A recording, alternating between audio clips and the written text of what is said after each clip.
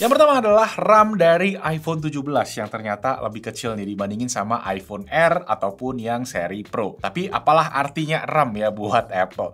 Coba cek nih ya di website Apple, speksnya iPhone 17, kalau kalian search keywordnya RAM, itu nggak bakal ketemu. Nah, gue sendiri ketemunya itu di website GSM Arena ya, yaitu RAM-nya itu di 8 GB dibandingin 12 GB di kakak-kakaknya ya, di Air ataupun di Pro atau Pro Max. Ya sebenarnya RAM sendiri emang di iOS tuh nggak terlalu signifikan pengaruhnya ya dibandingin di smartphone Android ya. Simply karena memang softwarenya iOS kan semuanya dikontrol sama Apple dengan ketat ya. Jadi memang penggunaannya makanya lebih efisien dan lebih optimal. Kalau Android ya tiap brand punya UI yang berbeda yang bikin kebutuhan masing-masingnya juga bakalan beda. Ada UI yang berat, ada UI juga yang ringan. Nah bakal perlu satu video ngejelasin ini, makanya kalau kalian pada tertarik boleh di komen di bawah dan kasih jempol di komennya. Kalau rame kita coba masak. Lanjut poin kedua, yang mana awalnya gue sempet kira gara-gara RAM-nya lebih kecil akan ada fitur yang dikurangin di iPhone 17, yaitu namanya dual capture-nya, yang mana fitur dual capture sendiri emang diperkenalkan sama Apple itu pas bagiannya iPhone Air ya, pas keynote kemarin. Jadi gue kirain itu eksklusif aja buat iPhone Air, tapi ternyata gue salah. Di video recap kemarin banyak dari kalian juga yang komen kalau ternyata iPhone 17 itu juga punya fitur dual capture. Dan ternyata bener, emang ada nih ya di websitenya Apple. Nah, fitur dual capture ini sendiri memang sebenarnya udah cukup lama ada di smartphone Android ya. Biasa namanya mungkin dual recording. Dan kalau nggak salah di Samsung itu dari HP mid-range saja udah ada waktu itu ya. Jadi yang menarik untuk kita ngeliat perbandingannya kayak gimana. Oke, ketiga kita bakal ngomongin banyak soal iPhone Air karena ya keluarga paling baru dan paling bikin penasaran pastinya ya. Satu yang nggak di-mention Apple adalah soal speakernya iPhone Air yang ternyata cuma mono speaker dan letaknya bukan di bawah tapi di bagian atas, di earpiece-nya seperti yang tertulis di website Apple di gambarnya ini ya. Nah, ini lumayan bikin gua agak deg-degan, tapi ngeliat reputasi Apple yang selalu ngasih speaker bagus buat HP-nya, gua sih penasaran ya gimana eksekusi nanti. Alasannya sendiri memang Apple bilang kalau di bagian bawah dari kameranya iPhone Air itu memang dimaksimalin buat baterai. Makanya semua part kayak motherboard, chipset, speaker itu semua ada di bagian samping kamera atau dibilangnya itu kamera plateau. Penyebutannya itu namanya kamera plateau, sama kayak di iPhone yang Pro atau Pro Max. Poin keempat masih buat iPhone Air, yaitu di charging speed-nya. Nah, di website Apple tertulis kalau charging ke 50% itu cukup butuh 30 menit aja, tapi nggak ditulis berapa wattnya. Dimana di iPhone 17 yang regular, itu ditulis ya up to 40 watt. Ternyata memang setelah gua cek lebih lanjut, tertulis kalau di iPhone Air itu untuk 50% dalam 30 menit menggunakan charger 20 watt. Yang artinya memang charging speed-nya tuh setengahnya.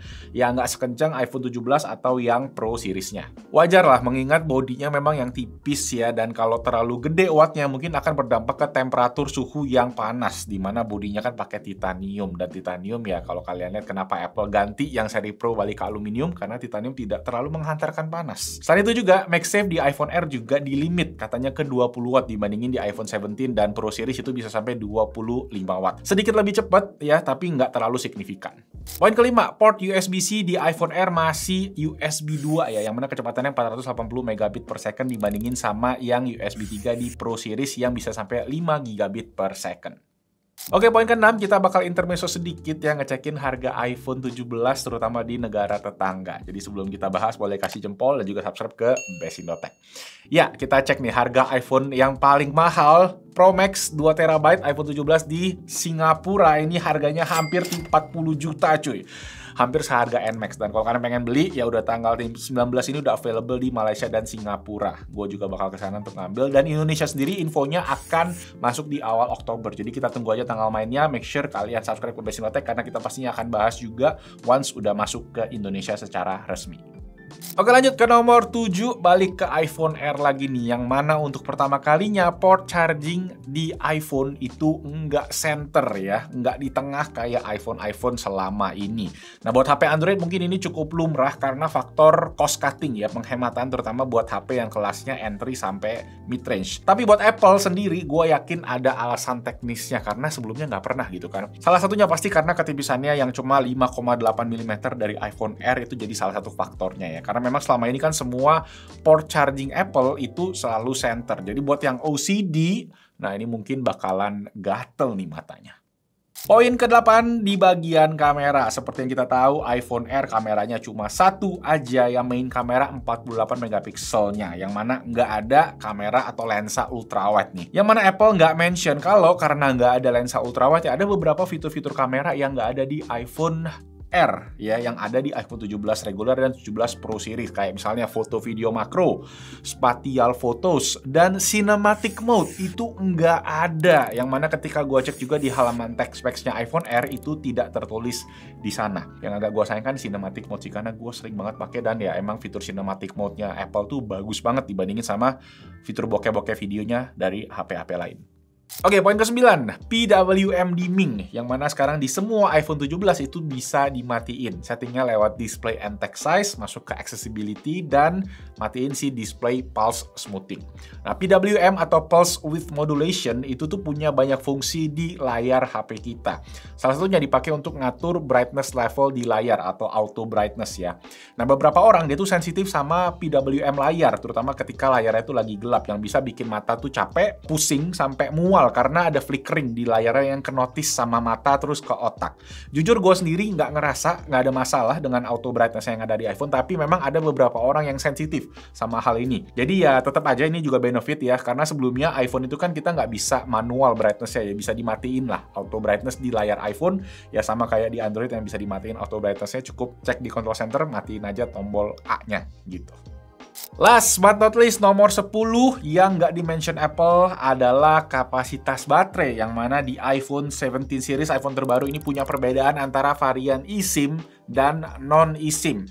Which is yang akan beredar di Indonesia itu most likely akan non-eSIM ya, atau SIM fisik, kecuali iPhone Air yang katanya seluruh varian global itu pakai eSIM. Nah, gua awalnya sempat tertarik banget sama varian Pro yang kecil ya, karena Apple ngeklaim upgrade baterainya tuh signifikan banget dibandingin seri yang iPhone 16 Pro. Nah, kalau pakai standar ukur Apple, itu katanya video playbacknya dari 27 jam di iPhone 16 Pro jadi 33 jam di 17 Pro. Naik 6 jam atau sekitar 22%. Tapi ternyata versi itu adalah versi yang eSIM yang tertulis ya, dimana memang versi eSIM itu sampai 33 jam. Tapi kalau yang versi SIM fisik di Indonesia, itu kita cek di website tertulisnya cuma 31 jam aja. Jadi naiknya memang cuma 15% atau hampir 15%. Ya not bad lah ya sebenarnya ya. Tapi ya sekalian gue share juga nih ya perbedaan kapasitas baterai antara iPhone 17 Pro dan Pro Max yang SIM fisik dan eSIM. Ya bedanya sebenarnya nggak terlalu jauh, cuma ya memang yang menarik yang iPhone 17 Pro Max eSIM itu baterainya di atas 5000 mAh. Goceng ya, baterai yang paling gede di iPhone yang ada saat ini. Lebih gede bahkan dari si Samsung Galaxy S25 Ultra coy.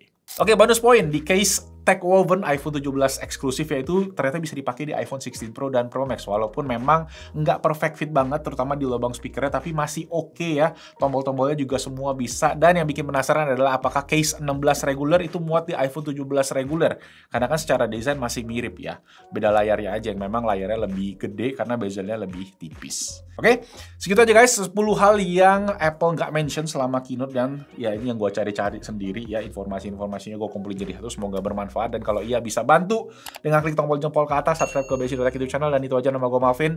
Thank you so much for watching, I'll see you guys on the next video. Kita jemput iPhone ke negeri tetangga. Ciao.